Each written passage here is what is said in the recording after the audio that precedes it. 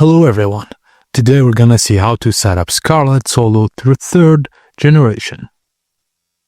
Firstly, use the provided USB cable to connect the Scarlett Solo 3rd gen to your Mac. It has a single USB Type-C port in the rear panel. Once connected, your Mac will recognize a Scarlett device and it will appear as a Scarlett icon on the desktop. Double-click the icon to open the Finder window. In the Finder window, double-click the Click Here to Get Started.url icon. This will redirect you to the Focusrite website.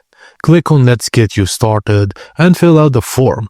It should be pre-filled with your device details. After submitting the form, you will be redirected to download the necessary software for your Scarlett interface. Now, download and install the Focusrite control software. This will help you set up and configure your Scarlett Solo 3rd gen. Once installed, the Scarlett will exit Easy to Start mode and it will no longer appear as a mass storage device. Your Mac should automatically set the Scarlett Solo as the default audio input and output.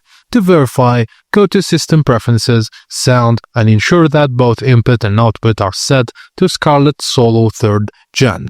For detailed configuration, open Applications, Utilities, Audio, MIDI Setup.